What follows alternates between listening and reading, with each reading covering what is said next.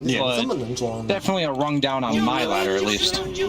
Yeah, Vici Gaming, definitely coming into this, I feel like for most people who have watched the series of these two teams go on, that this is going to be your favorite team.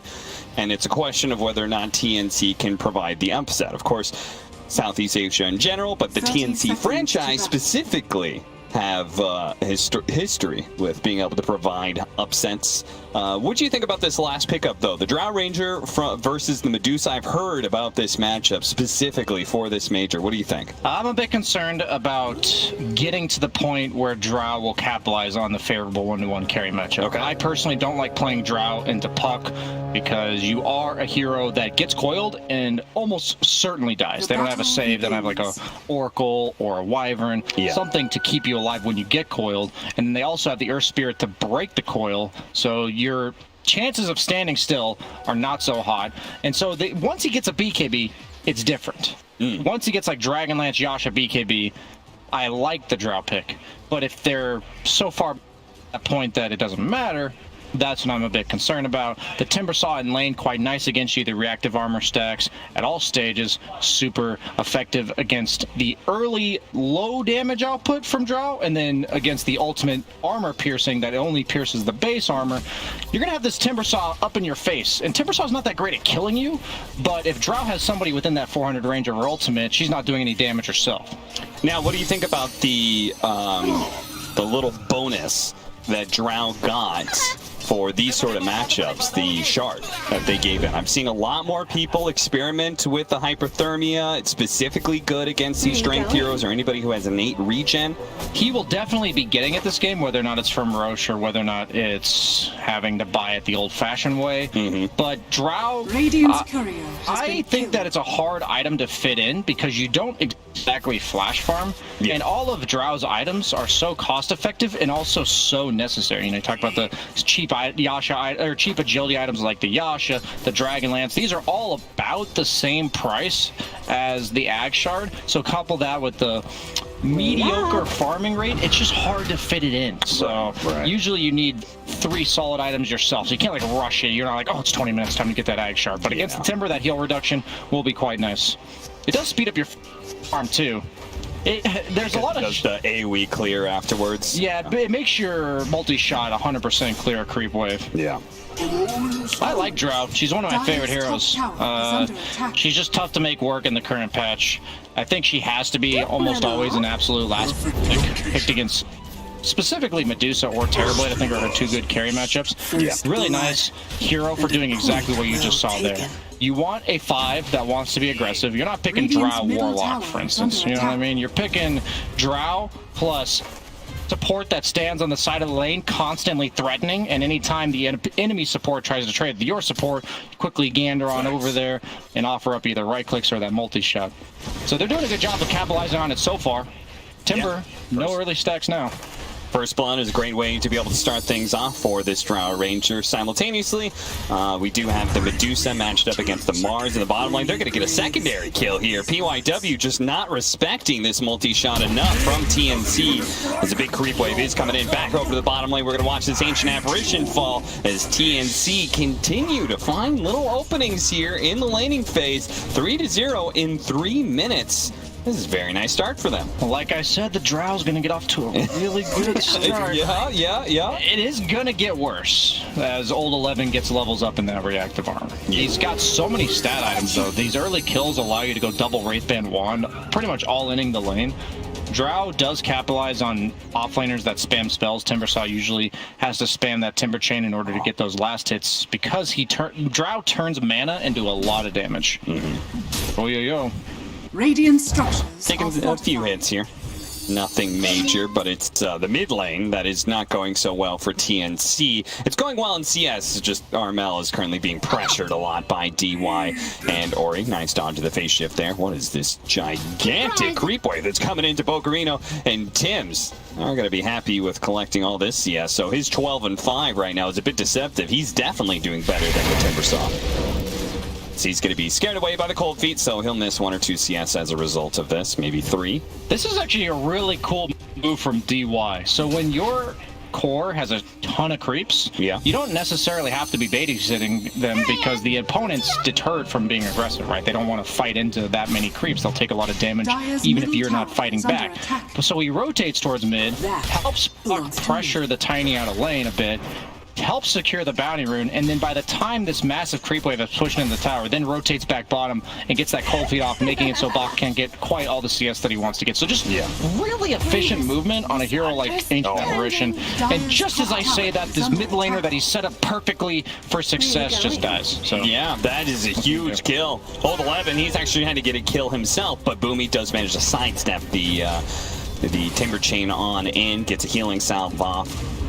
Yeah, 4-0 now. I mean, that puck lane, they were beginning to pressure the Tiny. I was a little bit afraid of Armel going down at some point in time, maybe to PYW's rotation, but instead he gets the kill, and so he continues to dominate in CS. 27-6 now for him, and look at this. Even Old 11 is in some trouble here as they've managed to find him stuck in the trees, and the Drow will continue to pepper him away until he dies. Huge rotation. The third point in reactive armor is usually what puts you over that critical threshold of being brought down by the Drow anymore, and it's these like small windows. Timbersaw is all about these. So if Drow gets level 6 before he gets level 5, by the time he's level 5, it's still not going to be enough because of the extra bonus damage on those autos. So now this kill that is no longer on the Earth Spear, right? The Earth Spear kills accelerated the Drow, and this is huge. On the other side, if they can get the kill on Gabby, then we're leveling the playing field. But really good disengage, cool distribution of resources coming out from TNC, the quick rotation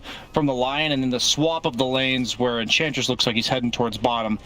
So we were talking to AUI backstage, and was watching the draft. He's a TI winner, yeah. TNC not respecting the Ancient Apparition. Maybe they should. And, you know, I think this hero is so strong right now, but the one downside of it is that if you pair it up with the right heroes, it's good laner. There are certain heroes that it does not lane well with, and as a result, I mean, they don't really need to be bottom.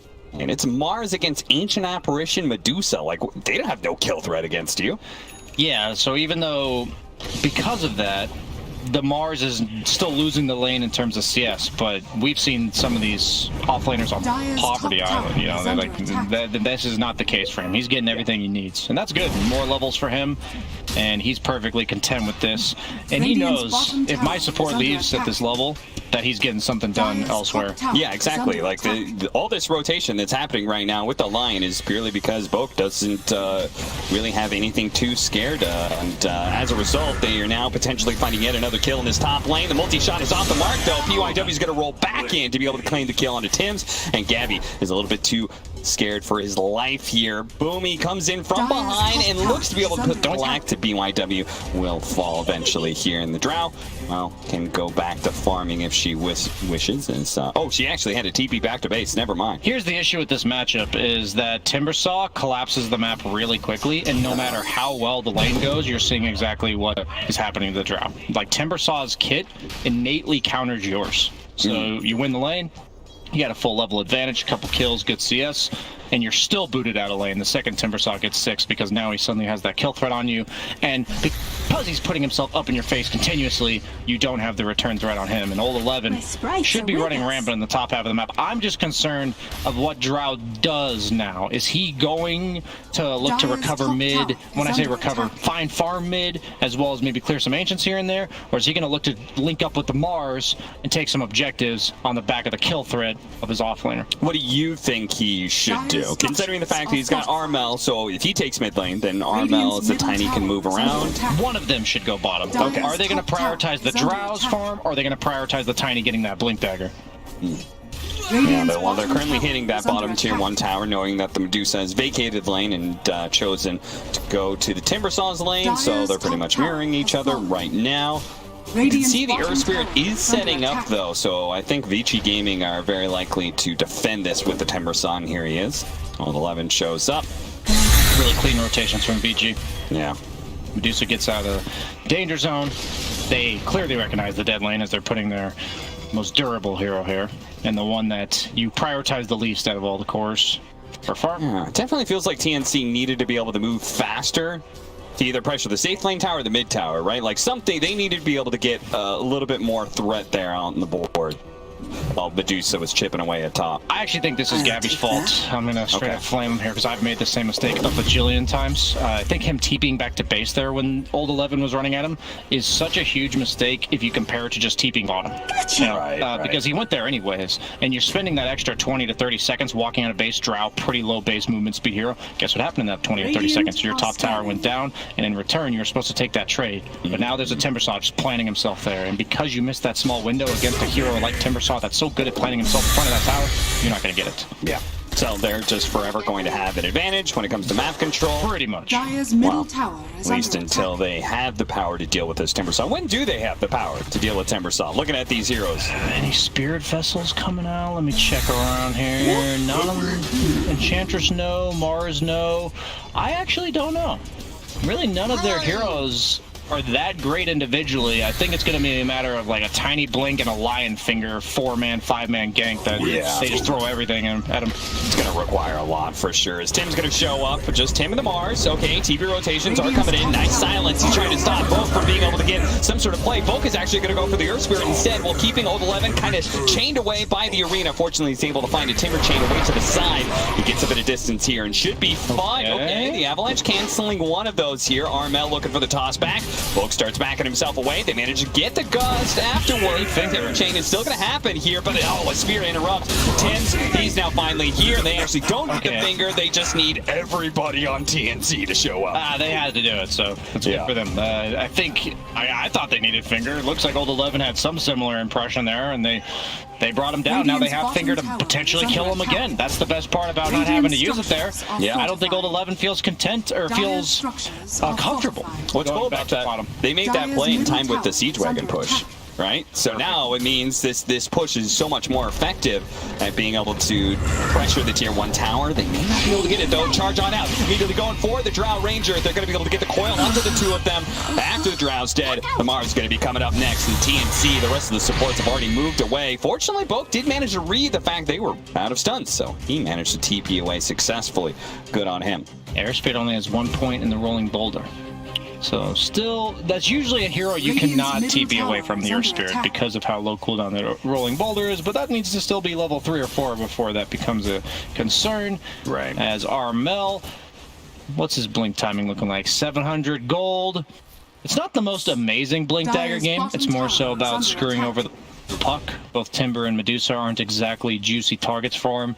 Yeah. But Puck, on the other hand, that's why we see Tiny often picked against it.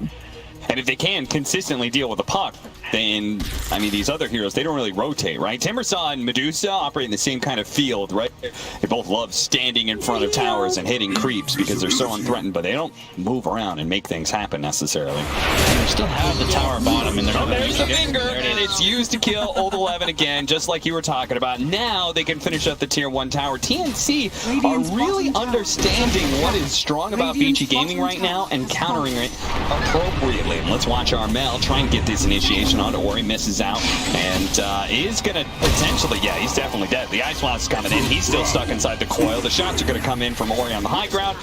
He dies.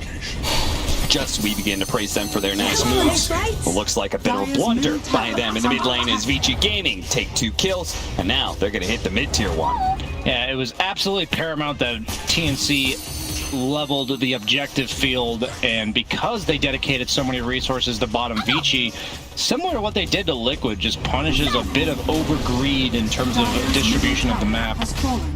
Cold feet, slowed down. Boke trying to have a hard time getting away, but he is going to be planted down. The guts, though, the multi-shot, that's enough to be able to kill Oren. So they actually trade out here. Armel tossing him on to BY, and Gabby uses that positioning to now attack BYW. Fortunately, he's able to roll away before the Avalanche comes in. A 1-for-2 trade-off. They did lose their all-important mid-tower, though.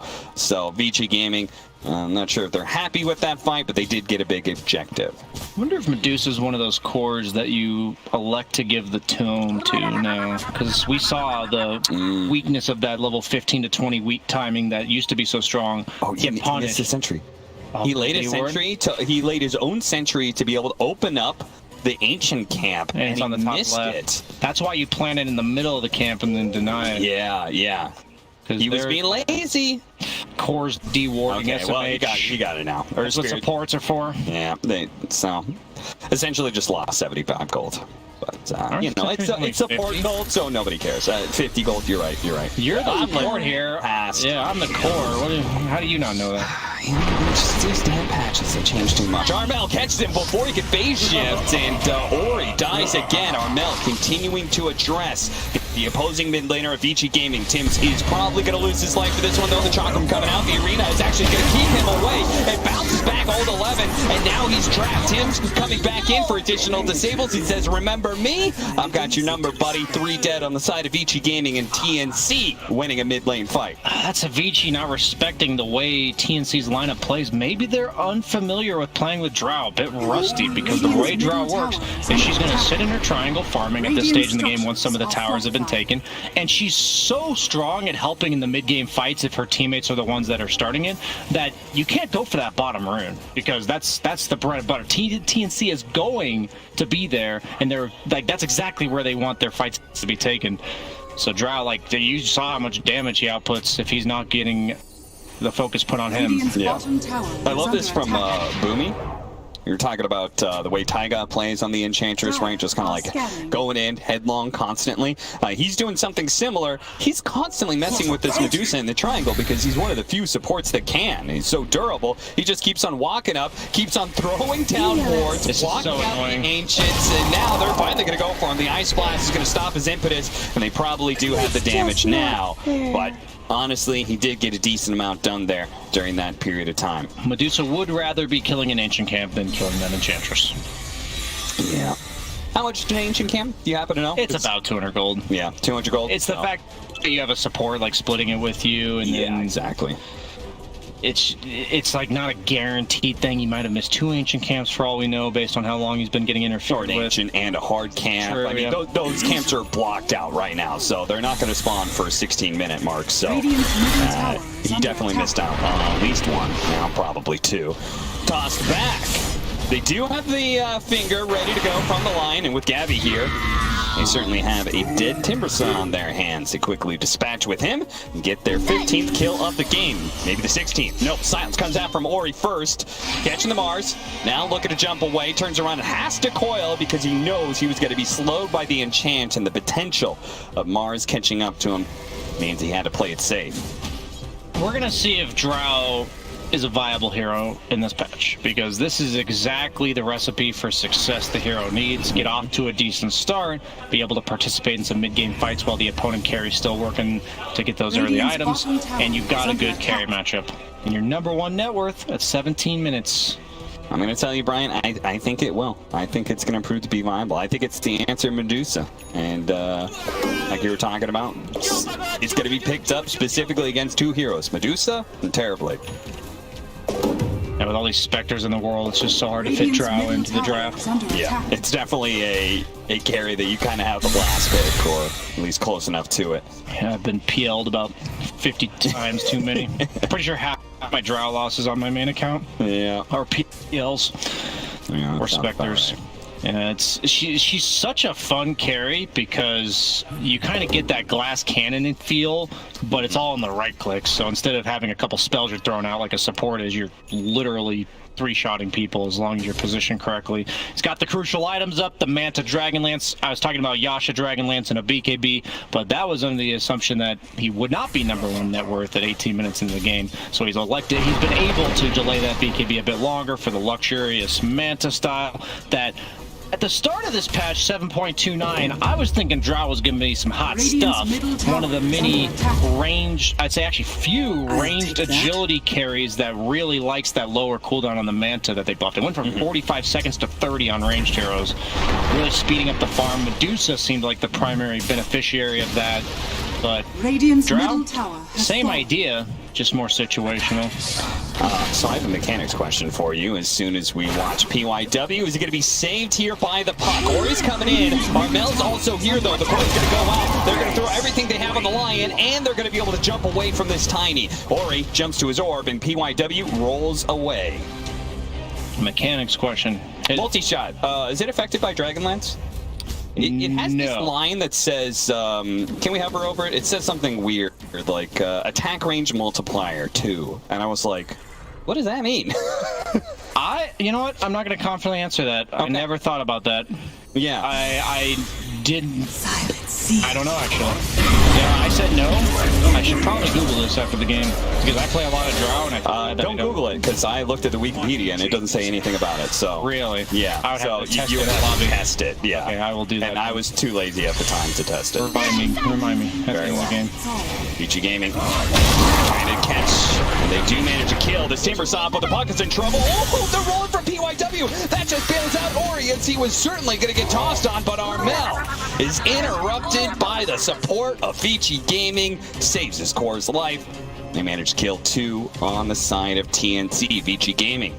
They may be down in kills, but net worth is rather even in this game. Yeah, they don't seem like the most powerful team, Vici, from like the 10 to 15 mark. In Liquid Series, they didn't look all that convincing, but right around this point, just the map decision-making, they get that first round of items, they definitely look like they got the upper hand strategically. It's noticeable. Every single game they've played in the games that they were about even, they broke open a serious lead. Games that they were behind, they clawed their way back in right around now. Medusa is level 15. Looking at going Scotty before the Ags. I like that idea because that Ags timing is just not nearly as potent. We saw it last series. I feel like maybe Mickey didn't quite adjust to the new meta, that the delay on the mana on the Mystic Stake talent, as well as the reduction of the stun duration on the Ags. So you can still go it later. It's still oh, they had a sentry laid down. That's a lot of heroes. Oh, he was like, haha, I broke a smoke, but instead TNC pops a sentry on their way up there. Immediately spot the puck, immediately disable him. They're going to get not just the puck, but also the Earth Spirit, and maybe even Roshan for themselves. Shouldn't he kind of know that's there since those camps have been blocked for like 4 minutes from those sentries? Yeah. I'm just saying, just saying, maybe they thought somebody else farmed it since they were all playing bottom for a little while. At the same time, they did open up the medium camp. Can we see where that sentry was? Did he drop it to block the camp? Yeah. Oh, no, it was still there. You're right. Yeah, it's the same. Okay. It's the same sentry. What happened was he blocked all the camps. They came and dewarded all of them and killed them, and then he walked back and did it again. So I guess they didn't expect that, or maybe since they cleared the ancient camp, they think it's fine. But at this point, this is so annoying. Oh, he almost got away from that. The coil hits him and he snaps it himself off of the force, but they still have a lot of damage problems when it comes to this Enchantress. You were going to say a lot of damage. You were going to say a lot of damage. Oh, dear. You added that word problems at the end there. A lot of damage problems. That was clever. Quite clever. I wasn't sure where I was going. We have a lot of, and I was like, how do I finish this sentence? Damage problems. Yeah, that was really good because you set yourself up to address whatever does end up happening. Yeah. I prefer to make predictions that I can justify either way. That usually works out well for me. Yeah, it's like the opposite strategy of Kyle. He doesn't know what's going on, but just full on commits one way or the other. One way or another, and is either incredibly right or terribly, terribly wrong. Setting up here with an Aegis. What does TNC do during this timing? At the same time, we now have the Scotty complete for the Medusa, and that is a huge upgrade for her, and she is not that far behind the Drow when it comes to net worth. They're pretty neck and neck. Gabby completing the BKB. Yeah, I do not know how the Drow Medusa matchup plays this patch. I just don't. Nature setting up. They're actually going to try and fight this one. VG Gaming smoked on in. They're going to break onto the Enchantress here for the roll line. PYW with the coil on top of that. They managed to catch 2 nice heroes, but at the same time, they're struggling to be able to burst him down. Mars got his full assault out before he finally falls. A 1-for-2 exchange, but Gabby fits the Scotty. Has to get out of here, but he's not going to be able to. He runs out of the BKB charge, and now in his second life, he's surrounded by 4 heroes. There's no way out of this one, right? Armel sitting on the side, looking for a way to be able to help him out. He tossed away the Timbersaw, but ultimately that may cost him his life. No, he gets the TP away. He's going to be good. Boomy, are you good as well? Still has a 4 staff. He wants to try and go back up the high ground here. Goes for it. TP's away. No stuns. He's out, but VG Gaming was right. They made the read. It said an Aegis on Drow Ranger. That doesn't matter if we win the first part of the team fight. That's the thing about Drow. She's 100% feast or famine in regards to damage output. You're either on top of her and she's doing literally nothing, or she's sitting in the back killing everybody. Which is weird, because Boomy, positioned correctly, he did break the initial play. Like, Timberson just kind of timber-chained in. He read, okay, there's one hero here. You have to expect the rest of Vici Gaming is going to be not far behind, and yet they still got caught. Okay, I'm starting to cut a little slack to Liquid here, because I'm seeing an exact recipe of mistakes coming out from TNC that I saw from Liquid again by AG. So I'm going to call it the common factor of Vici being in the game. They seem to surprise these teams quite a lot with the fights they're choosing to take. So you're saying, yeah, I was cool. So I was going to ask you, Vici Gaming, they keep on taking fights into that Radiant safe lane over and over. Why is it working? Time to make a video. Okay.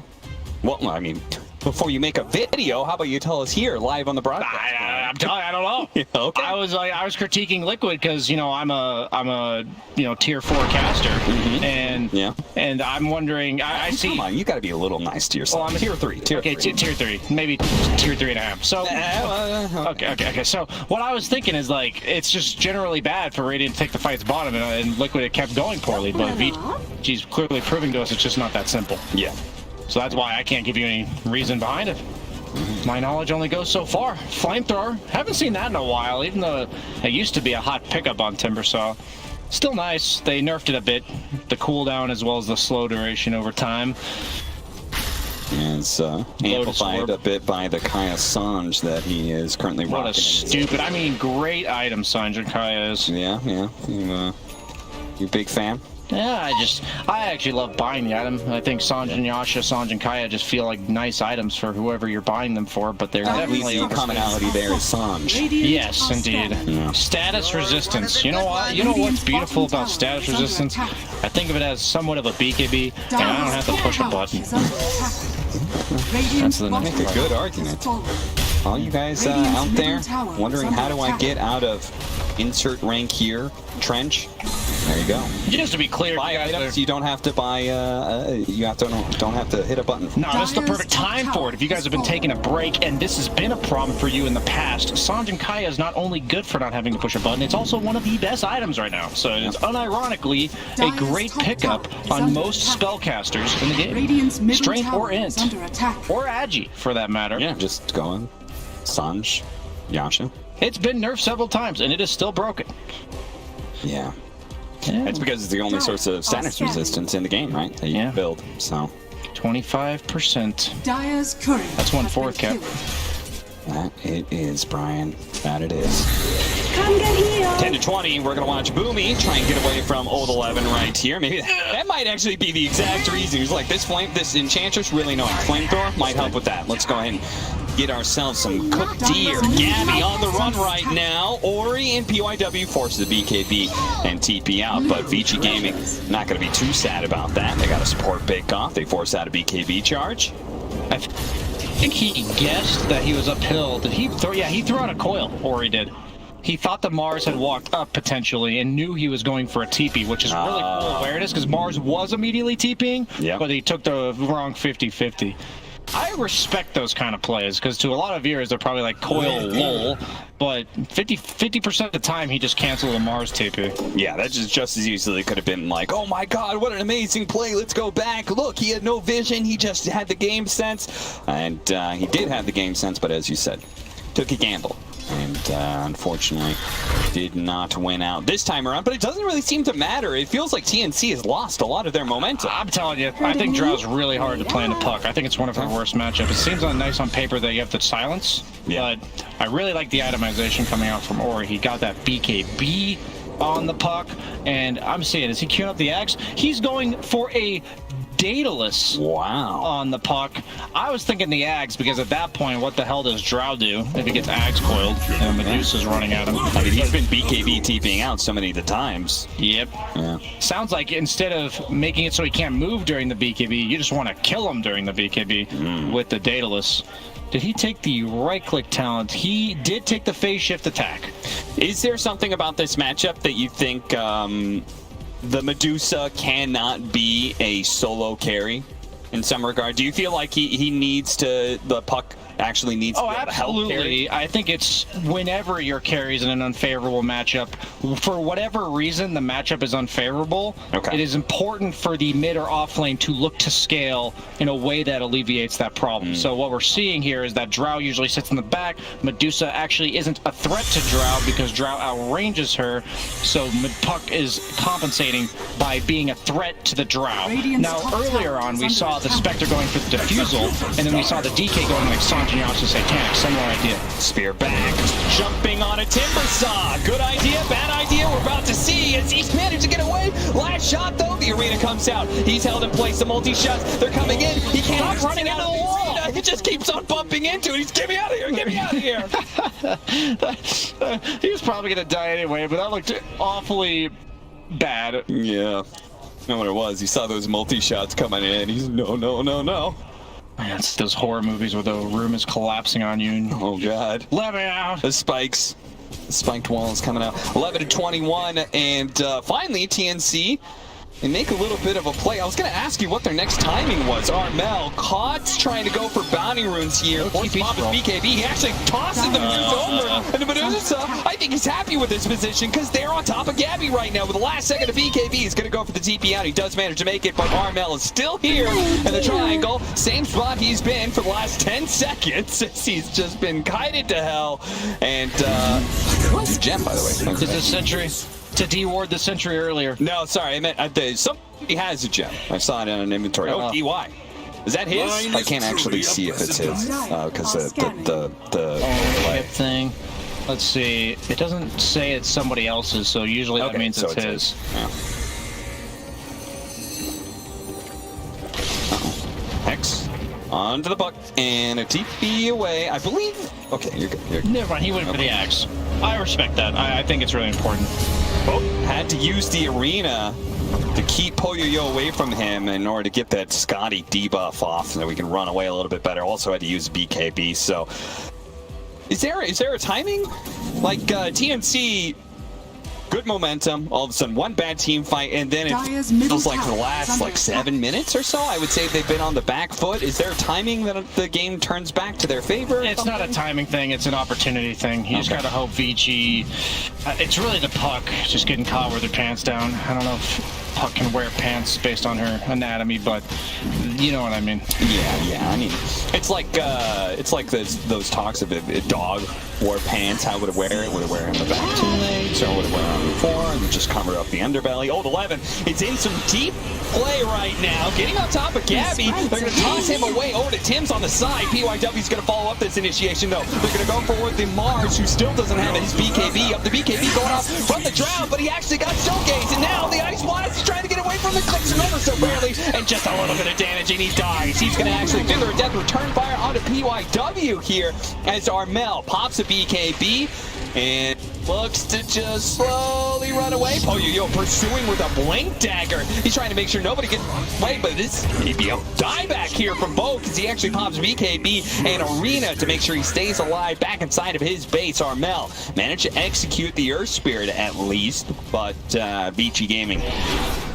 And this is why this game right here is a perfect example of when people ask the question, does this carry out-carry this carry? Yeah, okay. Because Dota just doesn't work like that. Drow in a vacuum will out-carry a Medusa, but there's 8 other heroes in the game. And you can see Gabby, because of the Earth Spirit, Puck, and Timber constantly up in his face, he's not hitting anybody. He is doing literally 0 damage in these fights, and there's not much you can do about it as this game moves forward. They're getting an Aegis on the side of Vici to make matters even worse. Is that an Ags or a Refresher? If that's a free Ags for Medusa, that is a yikes. Oh no, it's just an Ag Shard. It's only the second Aegis. I saw it drop, and I guess it's just the Ag Shard. So he now has the Cold-Blooded. Okay, so that is going to stop or help deal with the disables of Lion. I guess Tiny Toss is no, I don't think Toss counts. Okay. It doesn't get blocked by Lincoln, so I assume it doesn't count. It does get reflected by Lotus Orb, though. That is interesting. Weird spell. So what is TNC doing? Like, is TNC doing something wrong here? Are they not being active enough in initiating and starting the team fights in the first place? It does feel like Vici has started most of these. Yeah, it seems like Vici's drafts have this...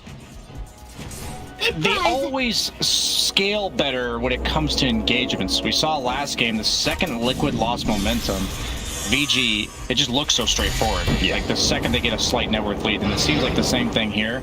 That's why we're seeing his hero pool for the carry to be Wraith Kings, Medusas, Spectres. Same idea. Same gets the counter, and he's right now trying to counter the action, kick him out of the Ice Blast, and he pops the BK, finally free of the coil, running away. Is the Puck going to pursue? He's not going to jump to the orb, but he does have a haste rune, he does have the Blink Dagger, and he may still try and jump. They kill the Enchantress for now, and they say, that's good enough. It's like, you're saving the Drow, but now what? You can't punish the lack of coil because the BKB cooldowns the same time. Okay, so I was going to hypothesize to you that the big problem for TNC is that this Timber Saw is starting so many of the fights. He's literally just rolling on in, and he's like, deal with me, and TNC's like, we can't. They've got Silver Edge now for the Mars. Okay. They now have Hypothermia for the Drow, did pick up the Shard, so they now have two different ways to be able to answer the Timber Saw better. Is that good enough? Is that going to help change the game enough? That's the only... I would more so look at it as that is the only way they can change the game. I think their idea of the way to alter the status quo is correct. It is incredibly difficult to have that situation get set up the way that you're envisioning it. But so it's not the best option. It is not a good option, but it's the only option. Yeah, and that's what you should play for. That's what Dota's all about. Yeah, I think a lot of players that play, like people at home, they get this idea that when games are hard, you don't feel comfortable going for a crappy solution, but if it's the only one, then you just gotta go for it. You know, like why not? You see the lines. What if I have 100 different choices, even if all of them are bad? If I think one of them's 5% to work, and the other ones are 0, might as well go for the 5%. Because yes, they're definitely in a rough spot now. Medusa, any team with a Medusa on it, 15k net worth lead, you're always feeling good for that squad, as Puck did go for that Axe, but now is going for the Daedalus. And the emphasis here is it's not just the Medusa. When we look at the net worth, the fit 16,000, it's not some Medusa up in her own world. It's second in the game is Timber, and fourth is the Puck. Oh, almost dying there, but does make a jump away just in time. PYW is in pretty deep here. They managed to get the coil onto 2. They throw out the Finger of Death, but they are currently gazed up, and Poyoyobu is going to continue to move forward with this swift blink, dishing out the damage, but now he's a little bit isolated. He's running out of mana. They can actually deal with this first life relatively easily. The Puck's back in. Medusa about to revive. Meanwhile, Boke actually missed out on the spear on PYW. PYW gets away as a result of that one. The Puck has to jump away, though. The Medusa is just being tossed in deeper and deeper.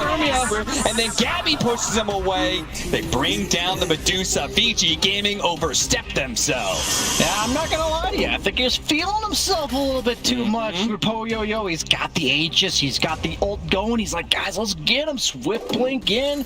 And suddenly, Tiny just zoning the rest of the team, or excuse me, the Mars zoning the rest of the team in the back. Medusa turns around and, you know, does the Jenkins, where are you guys? Yeah, what are you doing over there?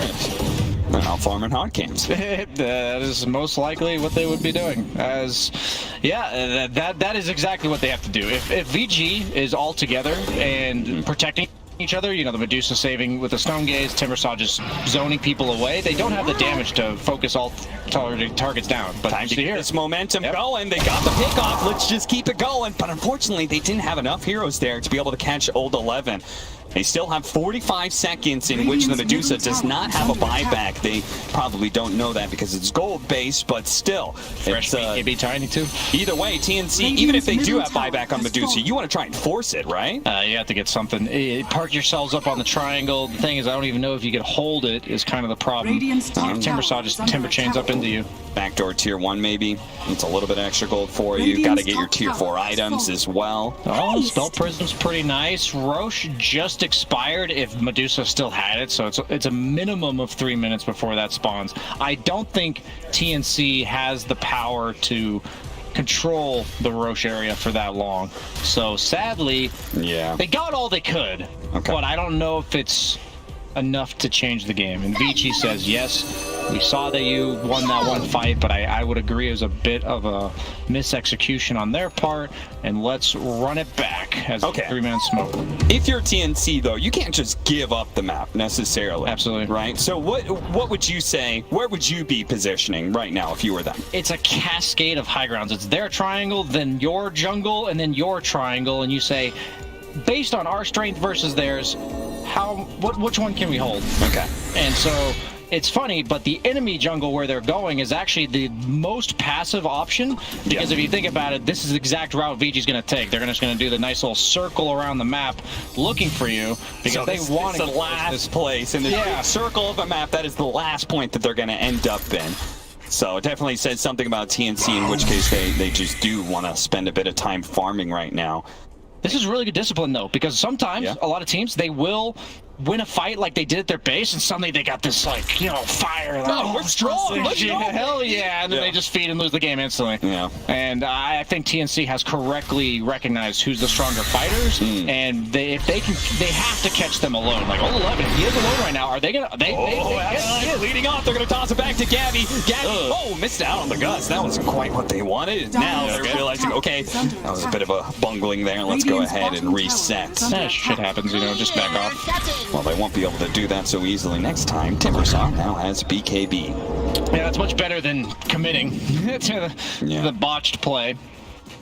Toss is such a hard ability to follow up with directional-based spells. Yeah. It's not even Gabby's fault there. You're like, what side of me is he going to land on? What is the mechanic on that? I have absolutely no clue, and I probably should have looked that up because I've done that many times. Yeah. And I think it's specifically on Drow that I've experienced that the most, because she's one of the few carries with a direction-based spell. Yeah, two of them now, right? Multi-shot and gust. True. It doesn't look nearly as bad if you miss the multi-shot, but the gust.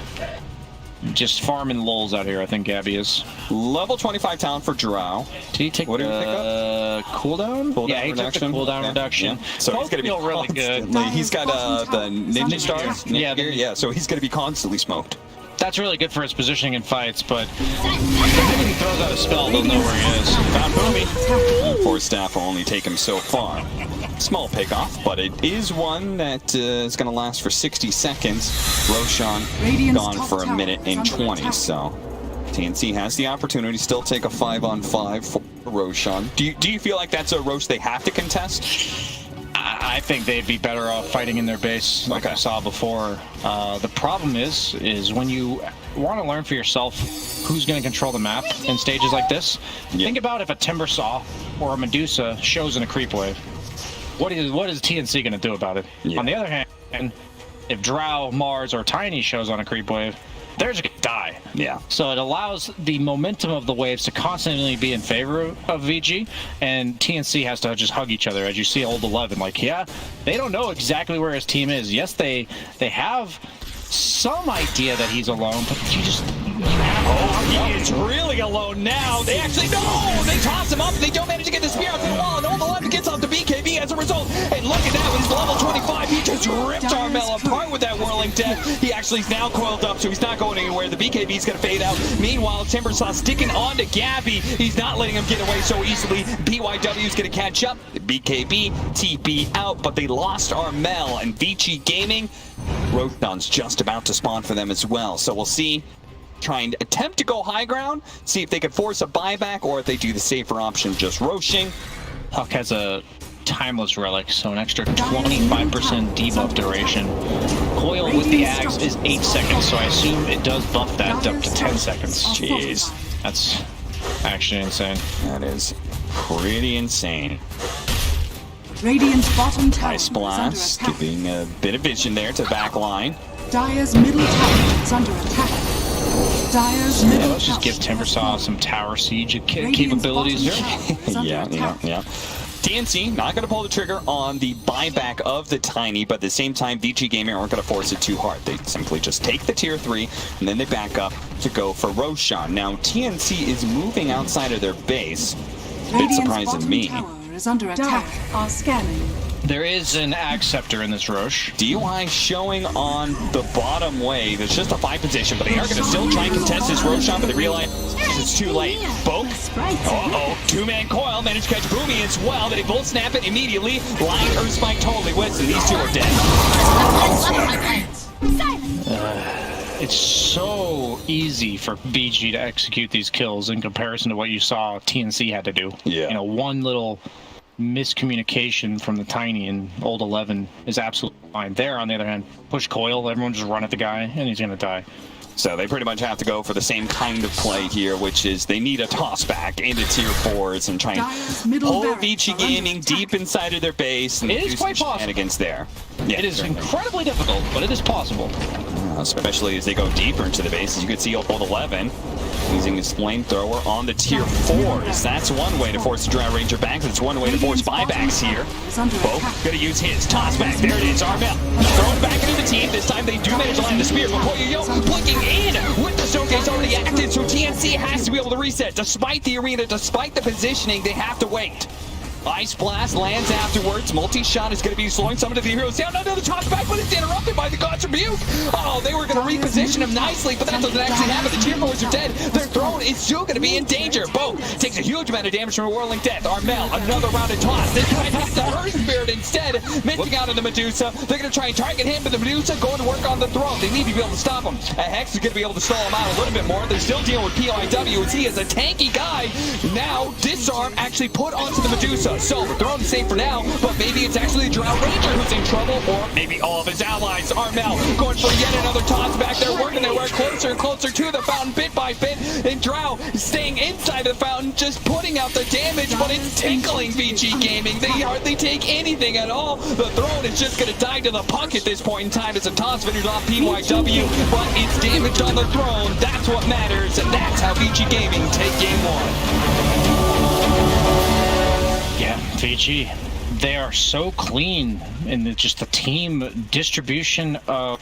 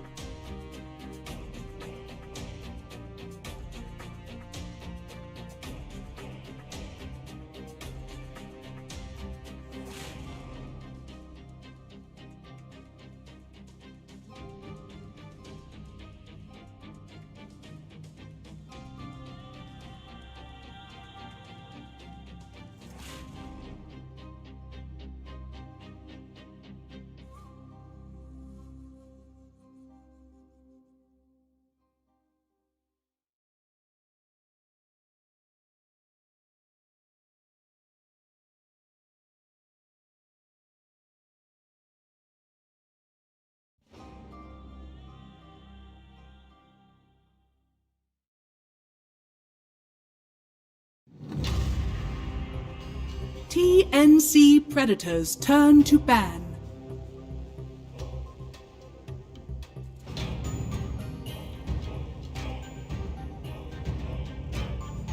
Vici Gaming's turn to ban.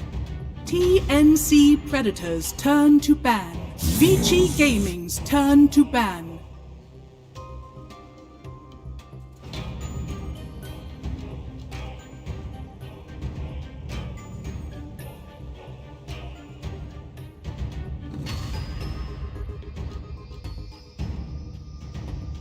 Ten seconds remaining.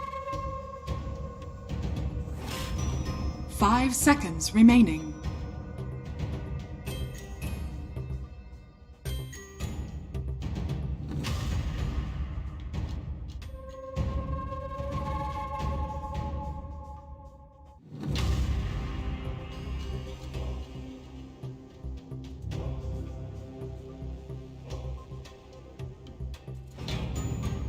TNC Predators turn to pick.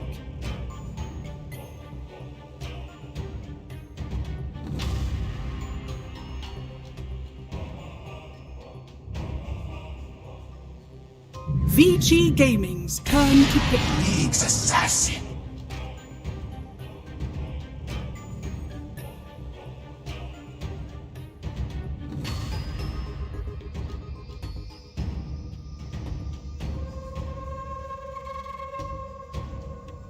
Ten seconds remaining. 5 seconds remaining.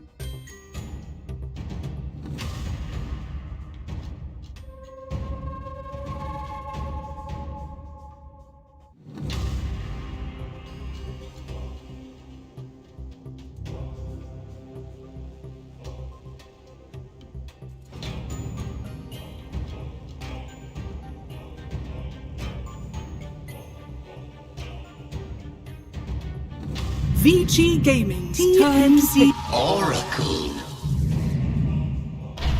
Templar Assassin.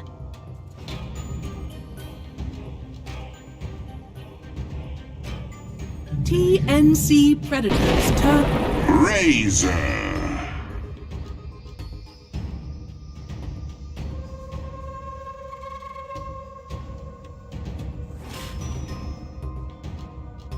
Vici Gaming's turn to ban.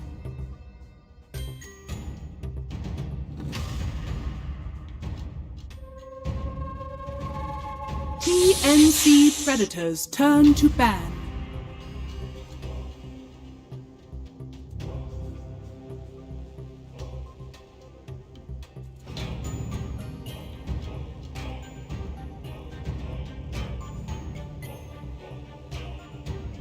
Ten seconds remaining.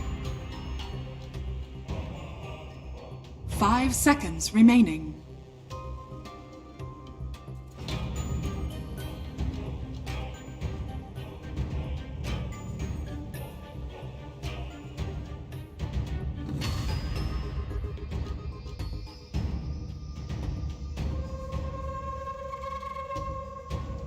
Vici Gaming's turn to ban.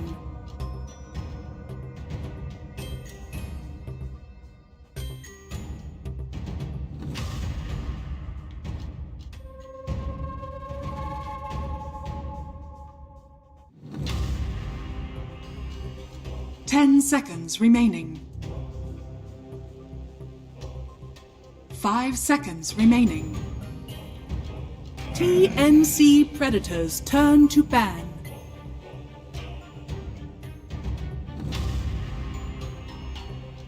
Yourself in a position in which Vici you're Gaming's asking Razor, turn okay, where do you ban. want to go? What lane do you want to own? Razor is good like that, you know? The CK as well that they banned out is actually something that's played on offlane in CN. They love their offlane CK with Midas. Vici It looks like a Gaming's carry turn to CK. I actually don't see the difference. They should play it on offlane. There you go. We've been That's the discussing Willow. a lot as well. Morphling still in the pool. Oh boy. Morphling. I mean, we haven't seen Poyo play Morphling yet, I think. Every time we see Willow, I want to point it out. And last time we saw the Willow pick up on them, they go for a Mars with it, but this time Mars is first phase ban. Look, I'm gonna take this very rare opportunity where I'm on a Valve major panel and just say something that we've all been trying to say for a long time. Can we just get rid of Morphling? I know, right now in the chat they're saying, he's a Techies player. Morphling has legitimately ruined this game for like 3 years. All these heroes have to get nerfed and buffed because of this stupid hero. If the design just doesn't work, I hate Morphling. Morphling players hate themselves. Get rid of it. Be free. What about Rubik? Rubik's fine. Rubik's fine, and they go with He can't steal Slardar. his ally stuff, but anyway. Slardar, as you said, nice snipe, sir. Looking pretty good. And Snapfire. It's good. Like Slardar is very good with TA. Opens up that rush. You can take it around 15-16 minute mark. But the problem is, like we said earlier, this Razor, he can pick and choose what lane he wants to dominate. Yeah. Still, most likely they'll put him mid, but now they could even go for something like an Ember if they wanted to. A little bit tricky versus Oracle, but not really a big problem. They go with the Snap, gives you some multiple instances, you know, and a way to deal with TA's armor, which is nice. A very popular position for End5 in the SCA and CN. I mean, Snap just seems incredibly good this game. You got a Razor chasing people around and then accelerated by Cookie. As you said, you have a bunch of different ways to get out TA refractions. Very low win rate, though. Yeah, well, that's because she's paired up with Mars. People think that that's the freebie or something, you know? I saw somebody else do it, let's do it. But That's the way of Dota, though. You just described Dota 2. not me, Every baby! single team, every single player. I was doing math and Lion 2 packs. Alright. It was cool. That's how you have to think it's Dota. Do you want to like everyone else? Everybody loses at Dota. Only very few people win. You have to think differently in this game. Oh, to be a pro player, you usually need like 53-54% win rate. So what is that? 4% more? You have to go 4% more. Yeah, that's it. That's pretty. That's all you need. achievable. That's all you need. That's all you need. But also you have to play thousands of games and keep that 4% above. The mid. Mankey King. Ooh. Mankey King. Oof. What do you guys think about Mankey King? Real talk. He was dead for such a long time in the seasons, at least. Like, this hero was not picked up. So at some point it was picked up so often and it was so popular that everybody picked it first too. And then at some point that stopped working, so people thought the hero in general stopped working. It got nerfed. But here, picking him up 4th or 5th, I think it can still be good. I think it can still work. It can. It's pretty decent versus TA, right? A lot of those clones of your hitting her. It's decent. Should be a decent lane versus Slardar too, even though it might backfire. It's Slardar plus Dark Willow is no pushover lane. That's scary.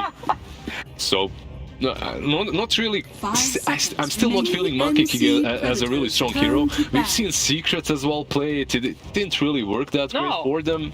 I just don't. I don't feel like I feel like there are better carries. Yes, Monkey King poo-poo. Not a good hero right now. I don't think so. Gary. I mean, how does a Monkey King survive the laning stage, especially with something like a Slardar Dark Willow? You get hit by one spell, you are literally at half HP for either one of those heroes. Can they swap the lanes around and maybe put Monkey versus TA? Monkey mid? Does that work? Monkey TA is actually an interesting lane. Like, I've seen monkeys win it, but right now I feel like TA is just way too strong, way too complicated, and you'd rather just put the Razor. But again, we've talked about Razor and his versatility. You can put him safe lane, and he should dominate the Slardar. So yeah, I think it's a big choice that they actually have to make, because you have this gigantic risk. If there's one thing you don't want to do against TA, it's let her have a good start. If she gets an early Deso blink, the game is over. So it is a very tough choice, but one they put themselves into, so I don't feel that bad. Screw them, they did. Well, I mean, it's their call. But I could definitely see Monkey going mid-Sheever. I think you're right on the money there. I love the last ban from Vici Gaming in the form of Night Stalker.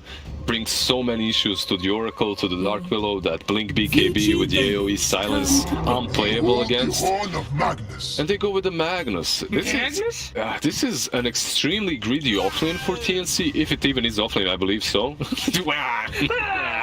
That's our color commentator Wario coming in. There you go. There he is. There's the broken. Go ahead. I mean, it is actually, broken. You're probably gonna put it. Every single patch, we have to work around this. Look, this freaking demon. I hate this as a demon, an Oni, if you will. I know one when I see one. Not a fan of that morph, but that is a very powerful combo. Look at just the damage output at all points of this game. Laning phase, Oracle, Dark Willow, Slardar, mid-game.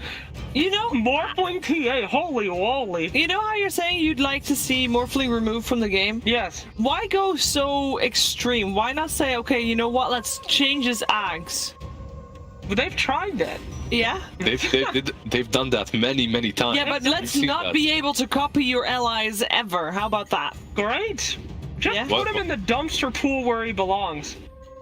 Or, you know, I don't know. Morphling is one of those high skill ceiling heroes that's very difficult to actually balance. Yeah. Like your Meepos, your Tinkers, if a player is really good on these kind of heroes, he's just a god in the game and you can't play against him. Yeah. And in this kind of a game, it looks really strong. You have Dark Willow, broken combination, and I'm worrying that TNC have got themselves put in a really bad spot with the Magnus. Magnus Monkey is a good combination, but a little bit too greedy. Yeah. And it does look like, with Gabby playing Monkey King, that it will just be mid-Razor. I mean, this is they are playing in a minefield right now. All of their team is very squishy in the beginning of the game. Everyone on the other team is burst damage, snowball heroes. They have to play this nearly perfectly. Are they capable of it? Maybe. I hope so. I'm rooting for them. All right, well, with you rooting for them, surely they are going to put up a good game for sure, but maybe Morphling Willows is going to be too strong. I wonder what our commentary team thinks about this series. It is over to Cap and BSJ. I don't know, BSJ, what do we think? They don't really pay me to think, to be honest. They just pay me to see things and say what's happening on screen. You're the thinking man here. What do you think about this? So it doesn't require you to think to tell us exactly what's No, happening? That's absolutely impressive. not. For example, right now, 2 people on screen, 1 red shirt, 1 blue shirt, guy with glasses, looking pretty handsome. Oh. So I don't have to think. You talk about the guy with that's pretty cool. Okay, and then if that's as natural to say about me as you made it look like, then I feel really good about myself right now. I was thinking the Morph was a potential pick when the Willow was revealed, and there were still 2 other picks from TNC and 2 bans for them, and they gave it to him anyway. This Morph Willow combo is pretty bonkers, and it's also a very good matchup against the Razor because you can break Static Link with the waveform, and you're also a hero that can threaten a Monkey King during his ultimate and also easily disengage from his ultimate. So I think it might just be too perfect of a Morphling game. Let me throw one more in there. Before Aghanim Scepter, turn into the Razor.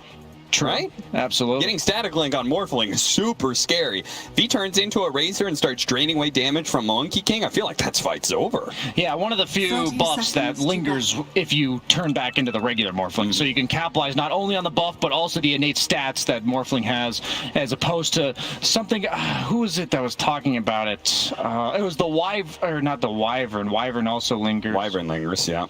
Oh, that one's scary. A Morphling just Oh, shooting it's at the you. Wyvern Ags that doesn't linger. Oh, That's what okay. they were talking about, turning into a ally Wyvern with an Ags, but since it's a toggleable skill at that point, it does not linger. Yeah, that was... Morphling's got some funky stuff going on with the hero, but Willow, the most broken part about it is he gets bonus range, he's pumping out oodles of damage, and he's untargetable. Yeah. All crazy stuff. And we get some weird things like the waveform attacks target. He does that while he's Shadow Realming, and they're applying Shadow Realm hits as well. Like, there's just so many dumb, silly things that are super good, super OP about this combination. TNC on the back foot here. Not just in the series, but also what we're talking about sounds like a bit of a draft problem for them as well. Just this, last pick Morphling, super scary. So... what does TNC need to do to be able to get ahead of this big combo? It is, I would say, 2,000 to 3,000 net worth ahead of the Morph on the Monkey King because he gets an early farming item, and then turns that into a Roche and map control prior to the Axe coming out. Okay. It's all about that Axe timing, because he's probably going to go Manta then Axe, maybe just Yasha then Axe, and the problem is, if Morphling has space to farm, that also implies that Ori on the TA will also have space to farm. So then you're going to have multiple problems that are hitting you from all sides, a lot of mobility coming out from most likely Blink, Slardar, and TA, and a waveform morph. With the save behind and a difficult support to burst with the lineup that TNC has, it just seems like on paper the skill set of all the Vici heroes scale very well naturally against those of TNC's.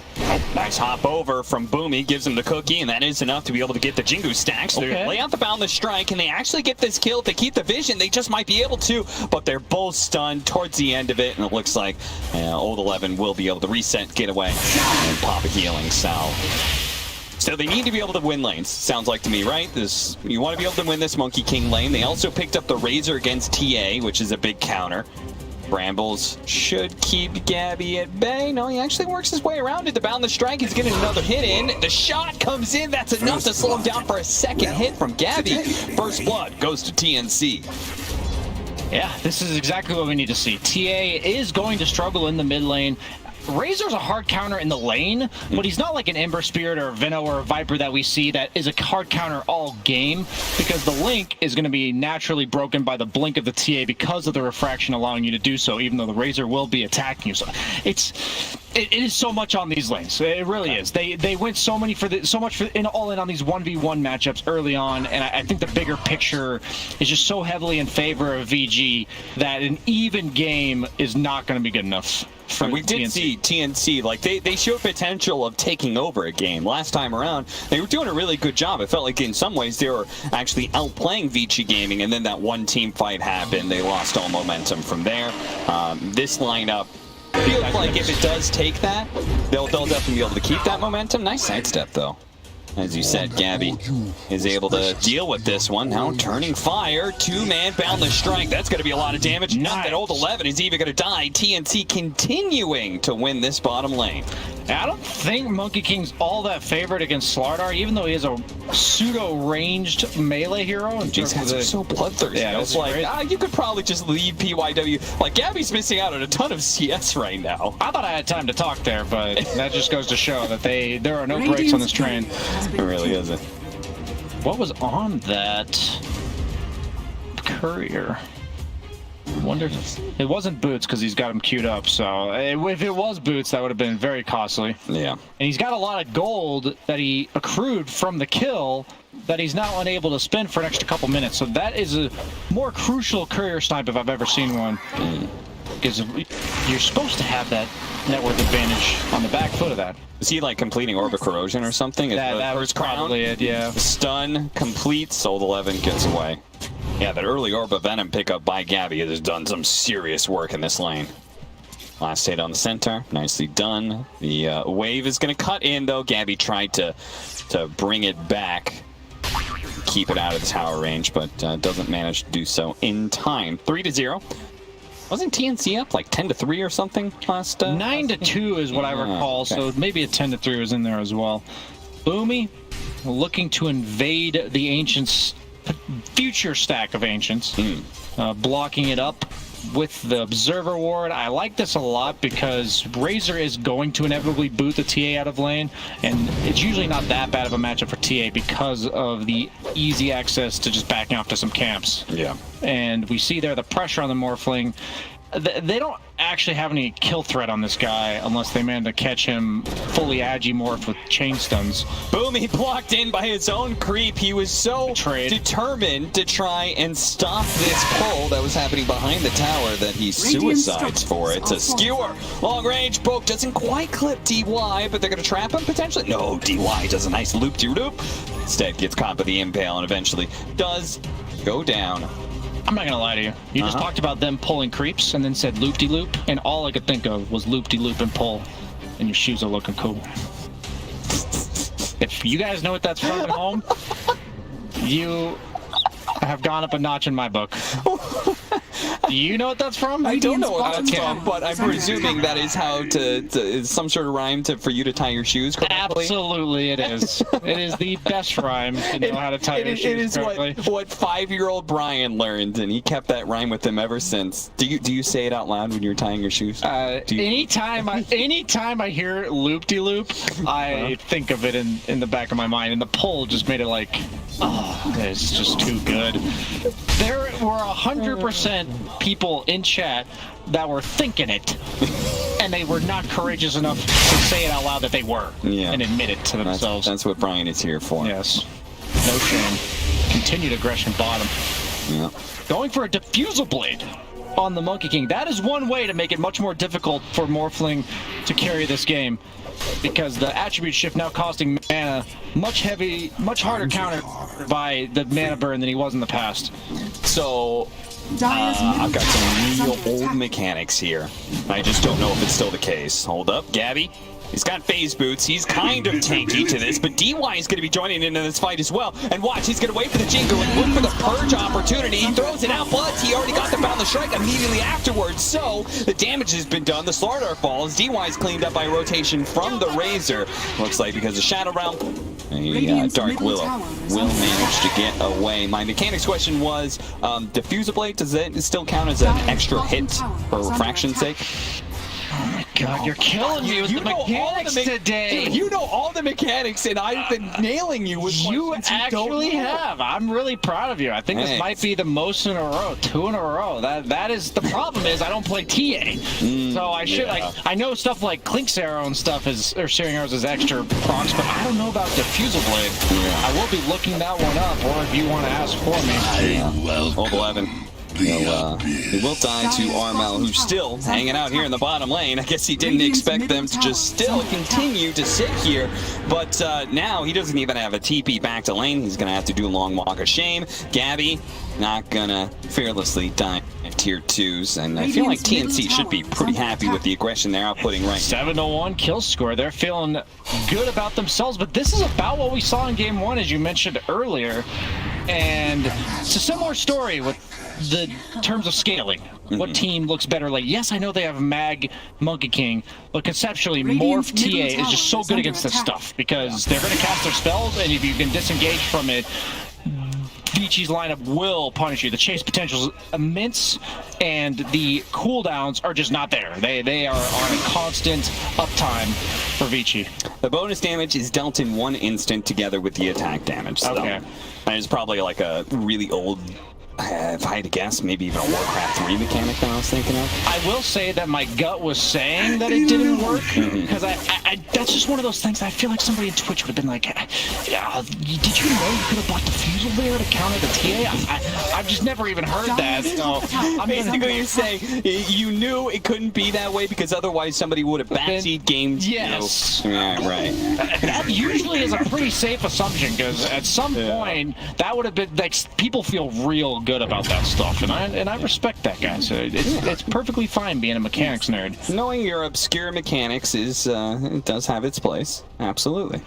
I like how much attention TNC is putting on this bottom matchup. Watch Tim's die here. It's a classic support death. You know, you wander somewhere around the mid lane, and I ran into a trap. Oh, there's another trap. Okay, I guess I'm dead. Oh, he's gonna lay another trap.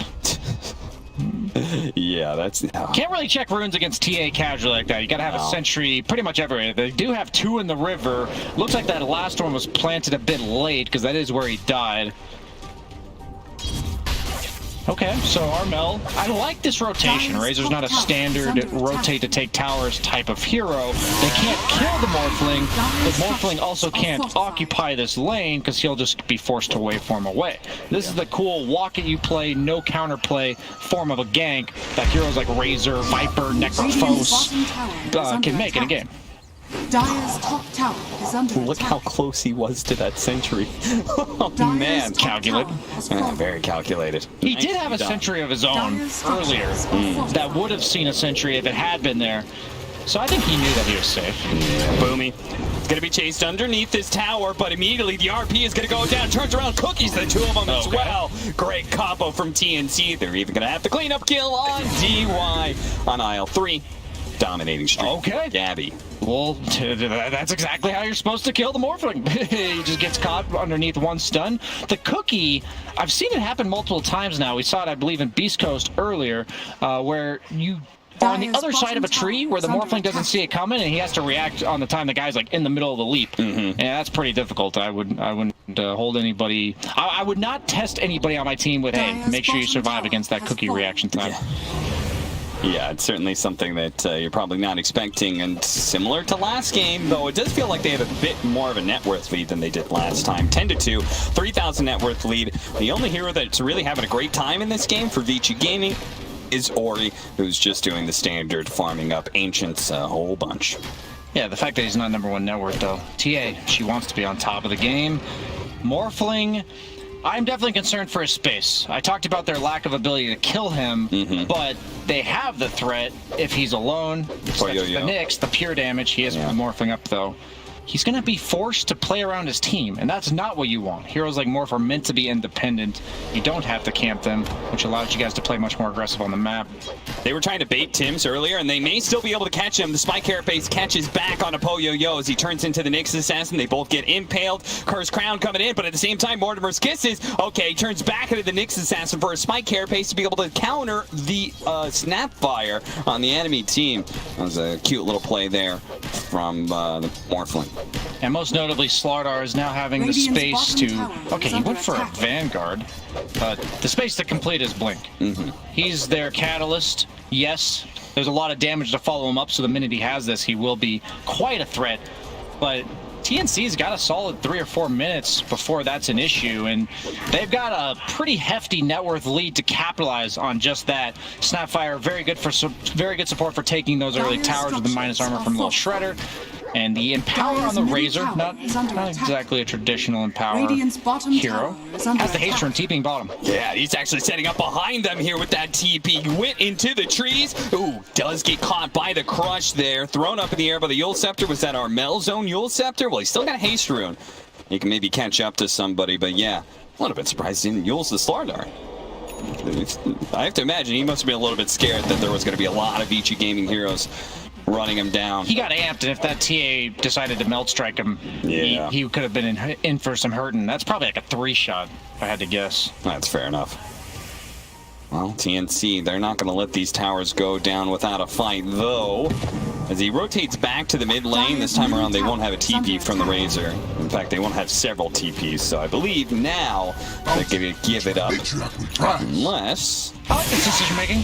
They decided to not trade originally, went for the counterplay, and then fail. It didn't fail necessarily, but you didn't get anything out of it other than just deterring the tower push from Vici. And now they just take the trade that most teams would consider favorable, the tier 1 mid. Well, they took it so fast that they can actually be here in time and catch Vici Gaming. In fact, the Wukong's command is already out, and the Templar Assassin is surrounded by units to terrorize. The Mortimer's Kiss isn't quite enough, but they know where he is, and they've got the AoE damage to finish him off. The basically the carry of Vici Gaming at this point, the highest net worth hero, falls as they take the tier 1 tower. Definitely smoke back. I love this tempo of the game that TNC is setting. They have to do this. I talked about that. I was so scared of how well Morphling would scale, but they are not looking to let him get there. No, they certainly aren't. What a big difference. What was Ori playing last game? I forgot now. Oh god, neither one of us remember. Oh god. I'm gonna say he was playing something a bit more tempo. Medusa. Oh, Ori. DY? Oh, it's Puck. That's what it was. I was gonna say, it feels like this time around Vici Gaming aren't able to stop this aggression because they've got a Templar Assassin who just wants to hit Ancients right now. Morphling on one side needs to hit creeps. Slardar, who didn't go fast Blink Dagger, went a Vanguard. So they just don't have anything, and TNC's like, okay, we'll just keep running at you. The reason why I don't like this Vanguard is the idea behind it is, as we see a potential... Okay, phew, I'm allowed to talk. So, the Vanguard is, in my eyes, you pick it up on like the axes, the centaurs. It allows you to occupy lanes and be more aggressive on the map because of that. Thus, kind of like an aggressive version of a Midas. It's enabling you to farm more, right? But he can't occupy lanes against any of these cores. Monkey King shows up, he's going to boot you out. Razor shows up, he's going to boot you out. Notice how Sardar's still playing on his own side of the map. So I'm a bit skeptical about this being worth it to delay your Blink Dagger, but he is going to have it in 400 gold. Yeah. So let's look for something to happen for Vici. They seem really good at picking fights when they have their backs against the wall. They have to choose a very specific fight that's going to get them back in the game, and I imagine it's going to be once they get that Blink Dagger. Yeah. And we may see a turn, which Vici Gaming has done several times just today, being maybe a little bit behind or even just even, and then getting certain timing, getting a big team fight. Let's see, Roshan is looking to fall for free here. Vici Gaming not around to contest. So at this point, giving away the Aegis. Armel is actually not sticking around in the pit, so maybe it's going to go to Monkey King. He's going to make sure there's nobody close by to jump inside the pit. Gabby with an Aegis means that he can be super independent in this game. He can be split pushing all over the map, knowing he's got a second life to be covering his risks. That feels really nice on Monkey King to have that in power. Is a great conductor. Because you have this diffusal, for some reason I didn't even think about it in terms of his itemization.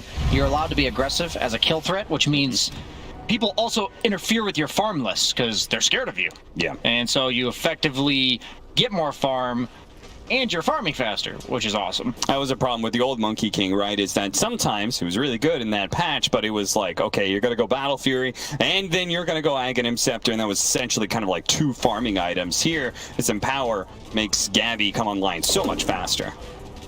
Almost surprised we're not seeing even more mag than we already are. I remember seeing a Diffusal Faceless Void with the mag, similar idea. Heroes that don't usually want to skip those farming items, and it makes them have this era of passivity around this time in the game. Yeah. But they're quite capable of dishing out some serious damage with just a Diffusal. All right. Stealing each other's damage. Morphling stole more. He did. Oyoyo. He's going to have to hit and run with that damage, though, because he knows more TNC members are probably closing in. And just look at the map. Slardar. Only 1 farming lanes. In no way is that rapid. Yeah. No, it's certainly not. Or he's going to come over here and take some of that farm. After all, he still needs to hit that big, like, 3-item peak, would you say? Feel like it's Dragonlance, Desolator, and then beat AB, and that's when TA is like, oh god, how do we deal with this hero? Yeah, I thought he was going to have to go a Blink Dagger to break the static link and to disengage from the Monkey King ultimate, but because they're behind, he might just need to all in the damage to look for bursting targets. No, you're right. He is still going to go that blink. There's not a ton of magic damage on TNC anyway. Refraction's going to block this initial hit of damage, but they still got it. Oh, no, he has Yules on Razor. Never mind. Yeah. That's why he bought it, by the way, guys. Yeah.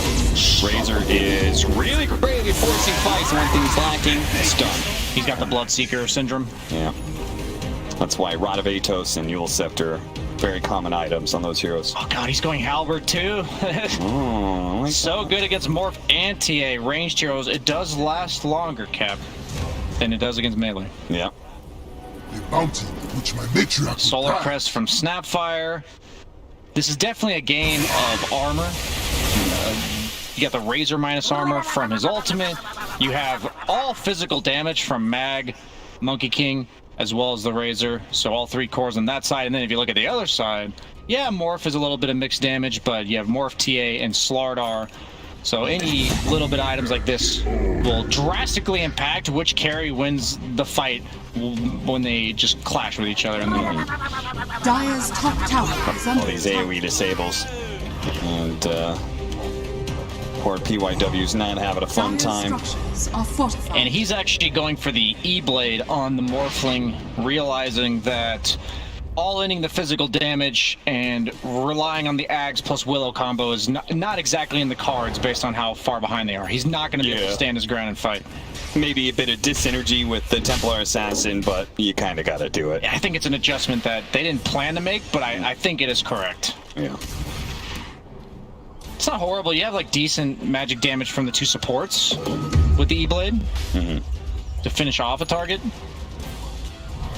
And Nyx Assassin, Monkey King, Razor, they are the type of heroes that you either need to catch them off guard in the case of the Nyx Assassin so he can't get the carapace off, or with the Razor, he does like a little bit of a long drawn out fight. He doesn't want like the Veno duration of fights, like 30 seconds, but he wants that full stack link to go off. Yeah. Tim's one trap into another. Now he does hit a really nice impale, and they have the Mortimer's Kisses as well as the Razor coming in. Oh no, the side blades! Watch out, Armel! Nice RP though. He bails him out. Poke. He's gonna skewer him in. It turns into a boundless strike. They are AoE chain stun comboing on. Vici Gaming, it's just beautiful. But Vici Gaming is still looking to be able to stay a nice blink away. Or can it keep this run going? The Oracle's coming in, but he doesn't have his ultimate anymore. He can stop the magic damage, but the refraction's burned out. They've got him.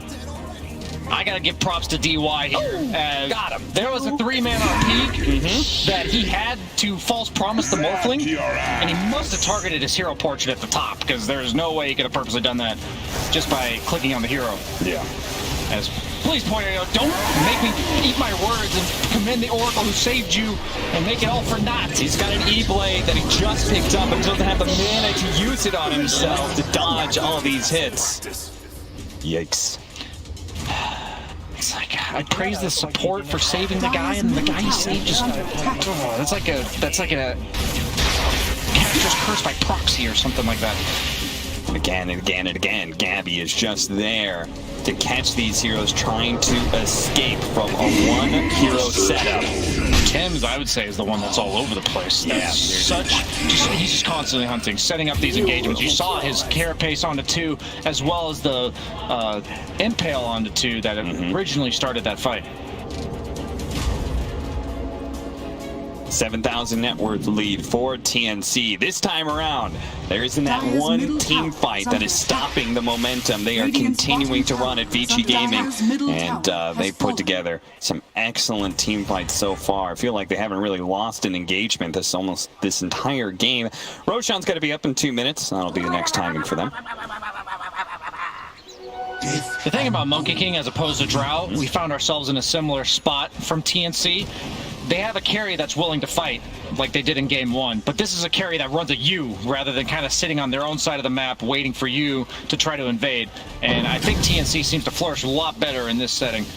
And I really like what they're pulling out. I did not expect this Game 2, especially after what we saw Game 1, where they did have a somewhat of a commanding lead and managed to drop the game anyways. I'm much more confident in their ability to close this one out, but this E-Blade from Morph is their way back into the game for Vici. They have it. Will they get the crucial pick off? It's going to be this Aegis, because if they get Aegis and Cheese, you'll be able to pop that Cheese.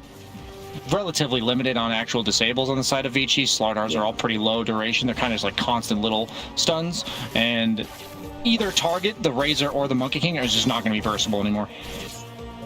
It's funny, we're watching Tim's right now, the Nyx Assassin, and I wasn't sure about this hero pickup. It was a double melee lane, for example. We haven't seen a whole ton of Nyx Assassin. I feel like ever since they took away the break mechanic from his ultimate and the nerf the shard, his hero hasn't been quite the same, but Tim's is certainly showing that it is still very viable.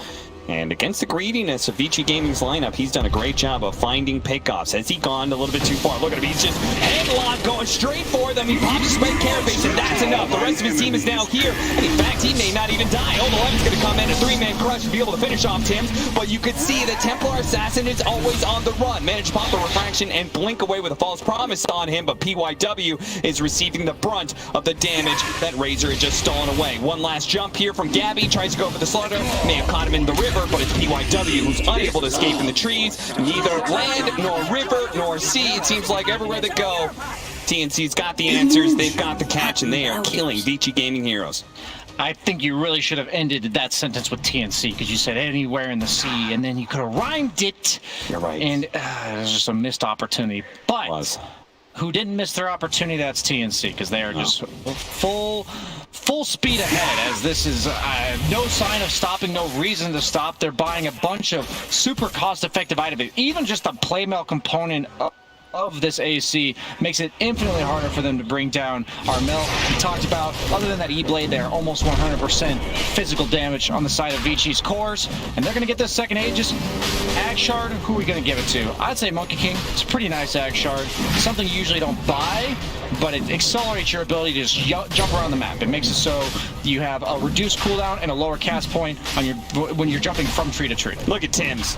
Vendetta's out, breaks the smoke. Vici Gaming trying to go for the supports, but they've got Spike Carapace, they've got Ghost Scepter, they're able to protect themselves, and the team is still trying to finish up their short shot. Wait for it, Poyuyo tries for it, down the strike, stops it, and Bokarita takes him on out of the pit, skewers him away. Poyuyo turning into the Monkey King, is going to try and deal with that, but he's losing all of his allies who followed him into this pit. At first, it's going to be Old 11 who's dead. Poyuyo does manage to get the shot out that finishes off Boomy. That's one dead, but a little bit of a pause there, as it looks like maybe TNC having a bit of reconnect problems. You can see Armel is not where he's supposed to be. He automatically got sent back to base. That is unfortunate. You know, you take what you can get. Still, though. On the side of VG. This is... Look at those kill-death ratios on TNC. 9-0-7 on Armel. 8-0-8 on Gabby. 3-0-10 on Bach. That is a combined 20-0-25 on the cores. Well yes, done. You could have guessed that with the kill score potentially, but there are 6 kills. Knocks away, back inside the game. The Pope sets up for another skewer. That'll ensure that PYW dies. Does manage to get out the terrorize last second. Armel's back into the game, and he has already drained away the Templar Assassin. Turns that damage back around onto DY, onto Poyo-Yo. They're dead. Armel is beyond godlike. Gabby is godlike, and TNC are winning this game. Radiant's top tower. Are you saying like they're in the process of winning? Okay. Yeah. Okay. I was about to say, position. You don't want to spoil like that. Some of the viewers at home may not be able to read numbers at the top of the screen. Yeah. No offense, guys. Most of you are very high IQ, but there are some of you. Yeah, I don't think gotta pick up the stragglers sometimes. Yeah, I don't think Cap should necessarily be a spoiler for anyone out there. As Gabby has the Aegis, Scotty's almost complete. Yer gets 2 ranged cores. That slow is devastating. Not to mention the lack of the heal reduction against the Morphling attribute shift, which is reduced by heal reduction. Middle tower has fallen. Vici Gaming gonna lose their tier 3 tower, and watch as TNC resets. They do have Booby coming back in. Okay, an RP just onto 1 to make sure that old 11 is gonna be. Oh no, false promise. Oh, G will be able to blink on. Okay, he's gonna be able to blink, but he's taking so much damage. He's actually gonna die. Maybe he's received a whole lot of heal, and he hasn't. He bottles up futilely as much as he can from Ori, but he is still dead. 2 gone inside of Vici Gaming, and TNC. Well, thought they had something maybe there for a second, but no. Yeah, just poking and prodding. If there was somebody over there, they definitely would have been dead as all hell. Tim's doing something similar. Blinking forward, just trying to throw out the impale. Misses, and it's in a bit of trouble. Nope. Pops a Vendetta, and now it's Poyo-Yo who's gone in too far. Skewered back into a cookie. Boomy was set up for the long con on that one, and now the long shots of Mortimer's Kisses will finish off the Morphling. More rain of fire happening as the DY tried to get away on the Oracle. Disarms himself, turns around, punches up Armel, but he had a cheese, so he's going to be okay for now. The Boundless Strike actually missing DY, so he's still here. Disarms the Monkey King, but he cannot disarm Boomy, who actually puts the shots in to finish off BYW. Gabby's ready to go. At Vici Gaming start charging forward. He's got the Wukong's command, and he's got an Aegis too. Vici Gaming, they may have to give up 2 lanes of barracks at this rate. Oh, Meld Strike coming out, but Armel actually dodged both of those, or maybe he just... No, he just has an Assault Cure. Oh, God. He's got too much armor that even a Meld hit doesn't seem to put a dent into this Razor's HP. 2 lanes of barracks it is, and Vici Gaming will stay alive based off the fact they've got a tier 2 bottom lane. Yeah, really good itemization from TNC. It's just picture perfect, man. The Diffusal, the Echo Saber, super cost-effective items that are buffed up by the Empower. Manta's like a pseudo BKB form that also benefits from the Diffusal, and it removes all the roots and the amp from the Slardar. And then you talk about the Razor with the Yules, Halberd, AC. It's just exactly what I'd imagine. It's just looks so fluid, so smooth. Everything just connects together. It's like the puzzle, you know, and you put the final piece in that's right in the center, and all of a sudden, picture is complete, and wow, it's just gorgeous. And Gabby, well, he's looking gorgeous, but he's also maybe looking a little in trouble here. Fortunately, a cookie will bail him out. Thanks, Grandma. And Gabby now looks to re-engage off of that Aegis, off of Woke, and his attempted skewer back. Still nothing doing. If I was having a tough time, probably nothing more I'd want than a cookie from Grandma. Yeah, it's just, you know, it's not necessarily about the nutrition or the sugar that's in the cookie. It's more about, you know, that Grandma's got your back. Yeah, and the cookies also have smiles on them, which you can look at it as you're eating, and it's an infectious, positive emotion. They actually jump forward. Spike Carapace is fast enough from Tim that he's able to hit both of those heroes with an impale as well. The RP onto both of them. Vici Gaming, you've been answered in so many ways. TNC, they have just taken down bit by bit each one of their heroes, and now they're ready to take your final lane of barracks. As Gabby, he is not scared of the rest of Vici Gaming's hero whatsoever. After all, he still has that Aegis to work with. Just call it. This is embarrassing. They're just pummeling them into the ground as he's not even hitting the buildings. Gabby's just jumping in. He's got a couple other extra building hitters that his Soul Curious makes everyone do a pretty good amount of damage. He wants to put more of those stats. The cookie comes up. It actually stops a bound strike, so maybe not quite what he wanted. PYW trying to save his own life. Again, terrorized as he dies. And I believe Urkors, they still not have a single death to either one of their names. Yep, yes. 0-0.